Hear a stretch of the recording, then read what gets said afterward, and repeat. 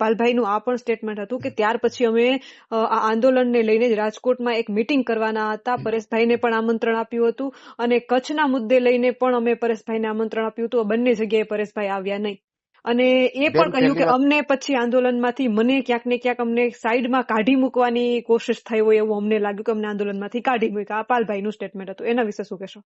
પહેલી વાત તો એ છે બેન કે જે કચ્છમાં આવવા માટે મને પાલભાઈએ આમંત્રણ આપ્યું હતું એ ચોક્કસથી આમંત્રણ મળ્યું હતું, પણ અમે જયારે હવે બિનરાજકીય જાહેરાત કરી છે તો મારી વ્યક્તિગત એક એવી ઈચ્છા છે કે મારે કોઈ પણ રાજકીય નેતાઓનું જે આંદોલન ચાલતું હોય તેમાં ભાગ નથી લેવો, કેમ કે ત્યાં જે અત્યારે આંદોલન જે કચ્છમાં ચાલી રહ્યું હતું ત્યાં મોસ્ટ ઓફ કોંગ્રેસ પાર્ટીના આગેવાનો હતા.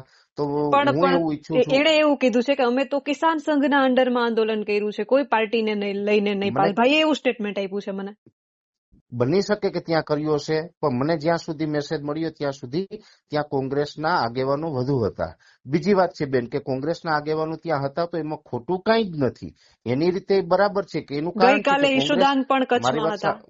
મારી વાત સાંભળો, કોંગ્રેસ છે એ અત્યારે ખેડૂતો માટે અનેક મુદ્દાઓ પર લડી રહ્યું છે. હું કોંગ્રેસ પાર્ટીને અભિનંદન આપું છું કે તમે પણ જો ખેડૂતોનું સારું કરતા હોય તો સારી બાબત છે. પાલભાઈ તો ઓલરેડી કોંગ્રેસ પાર્ટીના છે ને કોંગ્રેસ પાર્ટીના નાતે પણ સારું કરે છે ને વ્યક્તિગત પણ એની ખેડૂત સાથે લાગણી જોડાયેલી છે, એટલે ખેડૂતો માટે સારું કરતા રહીએ છે.